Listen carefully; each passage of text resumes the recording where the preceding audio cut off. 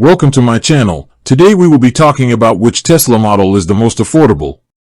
When it comes to the most affordable Tesla, the answer is the Model 3. Specifically, the Model 3 rear-wheel drive variant. It has the lowest starting price of all the models in the Tesla lineup. The Model Y is a close second, but the Model 3 consistently holds the title of the cheapest new Tesla available. While the upfront purchase price is a major factor, it's also important to consider the total cost of ownership. This includes things like fuel savings, maintenance, and potential tax credits. Electric vehicles, including Teslas, often have lower running costs compared to gasoline-powered cars because electricity is cheaper than gas, and there are fewer moving parts to maintain. This can make the Model 3 even more affordable in the long run.